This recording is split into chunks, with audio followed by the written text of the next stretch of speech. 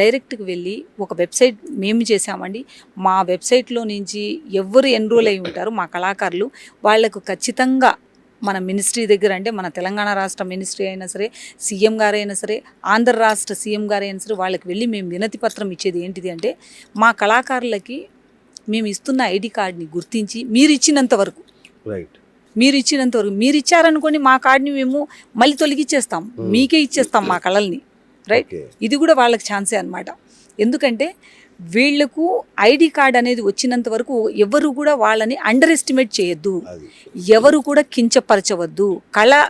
ఒక కళాకారుడండి ఎవరైనా కానీ, అది ఏ యాక్టింగ్ అయినా కానివ్వండి, ఏ రోల్ అయినా కానీ, అతను అడుక్కునే వేషమైనా వేస్తాడు కానీ అడుక్కోడండి ఎవరి దగ్గర. ఎందుకంటే ఆత్మాభిమానం చంపుకొని ఎవ్వరు కూడా, ఏ కళాకారులు కూడా, మీరు కోలాటం అవ్వండి, భరతనాట్యం అవ్వండి, ఏమైనా ఉండి, అది ఎంత గొప్ప కళ అయినా ఉండండి, ఎంత ఆభరణాలతో ఉన్నటువంటి అయినా సరే, వాళ్ళకు దాన్ని నగిషి పట్టించి మరీ దాన్ని మెరుగు పెట్టించుకొని కూడా వేసుకుంటారు తప్ప, దాన్ని ఆ ఆహార్యం అలా చూపించడానికి ఉంటారు కానీ దాన్ని మాత్రం ఎవరి దగ్గరికి వెళ్ళి కించపరచుకోలేరండి. సో అలాంటిది ఎవరు కూడా మీరు కించపరచద్దండి. ఎండల్లో నిలబడి ఉంటారండి పాపం. మేము కళాకారులము, మాకు గుర్తించండి, మాకు గుర్తింపు కార్డు ఇవ్వండి అంటే, అదే రవీంద్ర భారతి దగ్గరికి వెళ్తే మేము ఎందుకు ఇలా నిలబడుతున్నారో నాకు అర్థం కాక, ఏం చేయాలో అర్థం కాక, నాకు ఎలాంటి రైట్స్ ఉన్నాయి వాళ్ళకి ఇవ్వడానికి, అలా అని నేను గవర్నమెంట్కి వ్యతిరేకంగా వెళ్ళి నేను ప్రొటెస్ట్ చేయలేనండి. అలాంటివి చెయ్యకూడదు అనే ఉద్దేశంతో వాళ్ళకు ఒక గుర్తింపు ఉండాలి, గౌరవం ఉండాలి. ఆ కార్డు ఇది ఉందండి, మా వాళ్ళకి ఇస్తున్నామండి, మీ చేతుల మీదనే మీరు ఇవ్వండి అని చెప్పి ట్రాన్స్పోర్ట్ మినిస్టర్లకి, దెన్ మన సీఎం గారికి, అలాగే ట్రాన్స్పోర్ట్ చైర్మన్ గారికి, అందరికీ వచ్చేసి ఇవ్వబోతున్నామండి మేము ఫ్యూచర్లో. సో ఇలా ఇచ్చి వాళ్ళందరినీ ఆహ్వానించి వాళ్ళ చేతుల మీదనే ఒక కళ అనేది ఏంటిదంటే ఒక ఉమ్మడిగా వీళ్ళందరిలో వచ్చేసి ఒక శక్తి, వీళ్ళందరూ ఒక మీకు అంటే ఈరోజు కళల్ని కాపాడుతున్నారు అంటే కళాకారులేనండి. గ్రౌండ్ లెవెల్లో ఉన్న వాళ్ళే కాపాడుతున్నారండి. నేను బంజారా హిల్స్లో నేను కాపాడట్లేదు కదండి, నాకేమొచ్చండి. ఎంతమంది ఉంటారు మేడం మీ ఆధ్వర్యంలో కళాకారులు? ఇప్పుడు సంఖ్య వచ్చేసి కొన్ని వేలల్లో ఉన్నారండి, వందల్లో గురువులు ఉన్నారండి. సో ఇప్పుడు కళాకారులు అంటే లక్షల్లో ఉన్నారండి. రిజిస్టర్డ్ అయ్యారా మీ దగ్గర? రిజిస్టర్ అయ్యి ఉన్నారండి. ఇప్పటికి వచ్చేసి 800 మంది గురువులు ఉన్నారండి, 2000 మంది కళాకారులు ఉన్నారండి. వాళ్ళందరూ ఎన్రోల్ అండి, ఖమ్మం నుంచి, కరీంనగర్ నుంచి, పెద్దపల్లి నుంచి, ఇట్లా మనము ప్రతి ఒక్క అంటే జిల్లాల వారీగా చూసుకుంటే అండి, ఇప్పుడు బోడుపల్లి నుంచి ఎంతమంది ఉన్నారండి పాపం వాళ్ళు. సో వీళ్ళందరూ ఏంటిదంటే ఈ కళల్ని మనం తీసుకెళ్ళాలి అనే ఉద్దేశంతో వాళ్లకు గౌరవించండి, పెద్దవాళ్లకు పెన్షన్లు ఇప్పించాలి అంటే ఒక యూనిటీ ఉండాలండి. ఆ యూనిటీ ఉండాలంటే కళాకారుల్లో ఉన్నటువంటి డిసడ్వాంటేజ్ కూడా నేను చెప్తున్నానండి. యూనిటీ అనేది ఉండదు. ఎందుకు ఉండదు అంటే వాళ్ళకి ఏంటంటే వాళ్ళకు చదువు రాదు కదండి. దానివల్ల ఏమైపోతుందంటే విలేజ్ లెవెల్లో ఉండేసరికి వాళ్ళకు ఇది తెలీదు. అరే ఇలా యూనిటీగా ఉండాలి, ఉమ్మడిగా ఉండాలి, ఉమ్మడిగా పోరాడాలి. దానికి మనం వచ్చేసి పోరాడే కంటే కూడా మనము కొన్నిసార్లు అండి మాటలు పనిచేస్తాయి, కొన్నిసార్లు మౌనం పనిచేస్తుందండి. సో అన్నిటికీ మాటే పని చేయదండి. నేను నేర్చుకునింది మౌనంగా ఉండడం కూడా అది ఒక వెపనేనండి. మనం ఎంత మౌనంగా ఉన్నామనుకోండి అది అంత వెపన్ లాగా పనిచేస్తుంది. నా కళాకారులకి నేను ఇస్తున్న అవేర్నెస్ ఏంటిది అంటే, మీరు వెళ్ళిపోయి అక్కడ ఎండల్లో నిలబడి అరవడాలు కానీ, ఎవరి మీద అయినా విరగబడడాలు కానీ ఇలా చేయొద్దండి. మన విలువల్లో మనం ఉండి 100 మంది వెళ్ళామే అనుకోండి, 10 మందికి అన్ని సర్టిఫికేట్స్ చేసుకొని వెళ్దాం. అన్ని ఐడి మీకు A to Z అన్నీ కరెక్ట్గా ఉన్నాయని చెప్పేసి వెళ్దాం. వెళ్ళినప్పుడు అయ్యా ఈ 100 మంది వచ్చాం మేము, మా 100 మందిలో 10 మందికి కరెక్ట్గా సర్టిఫికేట్లు ఉన్నాయి. ఈ 10 మంది ఈ సర్టిఫికేట్స్ అన్నీ మీరు పరిశీలించండి, క్షుణ్ణంగా పరిశీలించుకోండి. అన్నీ చేసిన తర్వాత వాళ్లకు పెన్షన్లు ఇవ్వండి. ఎందుకంటే కళల్ని ఇన్నేళ్ళు వాళ్ళు వంశపారంపరంగా కాపాడుకుంటూ వస్తున్నప్పుడు వాళ్ళు అర్హులండి. 60 ఏళ్ళు 70 ఏళ్ళు ఉన్న వాళ్ళు కూడా కళ అంటే ఒక వేషధారణలోకి రావాలి అంటే వాళ్ళు ఎక్కడి లేని శక్తితో వస్తారండి. మనం ఇచ్చే ఫుడ్ కోసమో, మనం ఇచ్చే అకామిడేషన్ కోసమో దేనికి లేదండి. వాళ్ళకు గౌరవించి వాళ్లకు మనం వచ్చే అవకాశం కల్పిస్తున్నామంటే చాలా వచ్చేస్తారండి.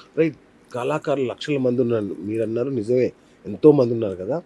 మన కోవిదాన్ని వాళ్ళు చేరుకోవాలంటే ఏం చేయాలండి? అంటే కెమెరా ముఖంగా అడుగుతున్నాను, సో దట్ ఎవరైనా ఉంటే ఎన్రోల్ చేసుకోవడానికి వీలైతే నెంబర్ ఏదన్నా ఇస్తే అది కూడా వేస్తాను నేను. యా ఖచ్చితంగా అండి. ఎందుకంటే అది మీ చేతుల మీదనే మళ్ళీ వచ్చేసి చేస్తాము. Wonderful. ఇక్కడ కూడా అది ఇంకొకటి ప్రోగ్రామ్ పెడతాం. ఎందుకంటే వెబ్సైటింగ్ అనేది ఇక్కడ మీ సమక్షంలోనే మా వెబ్సైట్ లాంచింగ్ కూడా ఏది ఉందో Wow. అది కూడా లాంచ్ చేస్తాము. అలాగే మినిస్ట్రీ దగ్గర ప్రతి ఒక్క రాష్ట్రంలో ప్రతి ఒక్కరు అంటే మీలాంటి అభిమానించే వాళ్ళు కళల్ని ఎవరు ఎంతమంది ఉన్నారో వాళ్ళందరి సమక్షంలో మాత్రం వచ్చేసి మీడియా ముఖంగా ప్రతి ఒక్కరికి రిక్వెస్ట్ చేసుకుంటానండి నేను. ఎందుకంటే వాళ్ళకి లాభం చేకూర్చాలి, అది. వాళ్లకు న్యాయం చేకూర్చాలి. నేను నా అంతవరకు నాకున్నంతలో నేను చేయగలుగుతున్నానండి. ఇంతకు మించి నేను చెయ్యాలి అంటే వాళ్ళకు చేయగలిగేది ఇది ఒక్కటేనండి. అంటే వాళ్ళకు ఒక దారి చూపించడం. ఈ దారిలో మీరు వెళ్ళారనుకోండి, ఇది నేను ఇచ్చేది ఎంత ఉంటుందండి, ఇట్స్ లైక్ ఏ టెంపరరీ. అంతే కదా. గవర్నమెంట్ చేసేది ఏంటిదంటే ఇట్స్ ఏ అన్లిమిటెడ్. నాది అన్స్టాపబుల్. ఎంతవరకు నేను ఆపకుండా అహర్నిశగా నేను చేస్తా, మీకు దారి చూపిస్తూనే ఉంటా. చేయలేను కదా. ఎందుకంటే నేను ఒక వ్యక్తినండి. గవర్నమెంట్ అనేది ఒక శక్తి. సో ఆ శక్తి పని చేయాలి అంటే ఈ వ్యక్తి అనేది దానికి ఇంతమంది ఉన్నారు అనేది కూడా నోటీస్కి తీసుకెళ్లాలండి.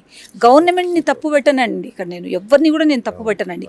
ఎందుకంటే గవర్నమెంట్ నోటీస్కి వెళ్ళాలి అంటే ఎవరో ఒకరు ముందుకు రావాలి కదా, ఎవరో ఒకరు చేయాలి కదా. ఇప్పుడు మీడియా ఉందండి, ఏదైనా తప్పుల్ని ఒప్పుల్ని ఎత్తి చూపిస్తుంది అంటే రీజన్ ఏంటిదండి, ఇలాంటివి ఉన్నాయి అని చెప్పడానికి. అంటే అవేర్నెస్. ఓకే, మీరు ఇంత ఫేమస్ ఎందుకంటారు చెప్పండి, నిర్మోహమాటంగా నిక్కచ్చిగా ఉండేట్టుగానే చెప్తారు అని చెప్పేసి ఒక స్టాంప్ మీకు, రైట్, ఉండేది. ఆయన దగ్గరికి వెళ్తే అరే ఖచ్చితంగా న్యాయం జరుగుతుంది అంటారు. ఆయన ఖచ్చితంగా వచ్చేసి అంటే మీ గురించి నేను విన్నంత వరకు మా బాబాయ్ ఉన్నారు, ఎలా చెప్తారు అంటే లైక్ నేను మీడియా ముఖంగా ఆయన పేరు తీసుకోవాలో లేదో నాకు తెలియదు కానీ ఆయన సీనియర్ జర్నలిస్ట్. ఆయన గురించి చెప్తే పెద్ద పెద్ద వాళ్ళు కూడా, మా పాసం యాదగిరి బాబాయ్, ఆయన గురించి ఆయన కదా. సో ఆయన ఏంటిదంటే ఆయన మాకు దిశ మార్గదర్శం ఏదున్నా ఇలా వెళ్ళాలమ్మా, ఇలా చేయాలమ్మా, ఇట్లా చేస్తున్నావమ్మా, అనూహ్యమ్మా నువ్వు చేయి తల్లి ఇట్లే చెప్పి నాకు ప్రోత్సహిస్తారండి. అంత పెద్ద మనిషి నుంచి మీ మాట మీ పేరు వచ్చిందంటే అది నిజంగా నాకు అవార్డు. ఇప్పుడు నాకు అతిపెద్ద అవార్డు నిజ అంటే ఆయన గొప్పతనం అండి. ఇట్లాంటి వాళ్ళు ఉంటారు అంటే ఖచ్చితంగా అలా ఉన్నారు అంటే ఇప్పుడు నేను ఇక్కడికి రావడానికి కారణం కూడా అదే కదండి. అంటే ఎక్కడ పడితే అక్కడ ఎవరికైనా చెప్తే మెసేజ్ అనేది పోదండి. సో ఏంటంటే ఆయన గవర్నమెంట్ కూడా పోరాడుతున్నారండి, గవర్నమెంట్ కూడా కళాకారుల కోసం పోరాడుతున్నారు. ఆయన మన సంస్కృతి అనేది ఇక్కడ వచ్చేసి పెట్టాల్సిందే, మీరు ఇక్కడ వచ్చేసి ఒక కార్యాలయం మాకు కావాల్సిందే అని చెప్పేసి ఆయన పోరాడుతున్నారు. ఇప్పుడు ఈ ఏజ్ లో కూడా ఆయన 70s లో ఉన్నారు. ఇప్పుడు ఆయన 70s లో, మా గురూజీకి 74 ఇయర్స్ అండి. అదే ఉంటారు. ఏంటంటే ఇప్పుడు మా గురూజీ అండి, ఆయనకు 74 ఇయర్స్. మొన్న అయితే బ్యాక్ పెయిన్కి డిస్క్ వేయించుకున్నారండి, అయినా కూడా ఆపట్లేదండి. నాకు ఫోన్లో ఇన్స్ట్రక్షన్స్ ఇస్తూనే ఉంటారు. మూర్తి గారు, చినుకు మూర్తి గారు అంటే అందరికీ వచ్చేసి ఫేమస్ అనమాట, తెలిసిన ఆయన. విశ్లేషకులు మీరు చూస్తే కూడా తెలిసిపోతుంది ఆయన గురించి. సో ఆయన చెప్తూనే ఉంటారు, అమ్మ ఇట్లా కాదు, మనం ఇలా చేయాలి, ఈ ప్రోగ్రామ్ మనం చేస్తున్నాము. నెక్స్ట్ టైం నుంచి వచ్చేసి మేము చేసే ప్రోగ్రామ్ ఏంటిదంటే అండి, ఇప్పుడు వచ్చేసి ఇప్పుడు పిల్లల జాతర చేసాం కదా, ఇప్పుడు యువ జాతర చేస్తామండి.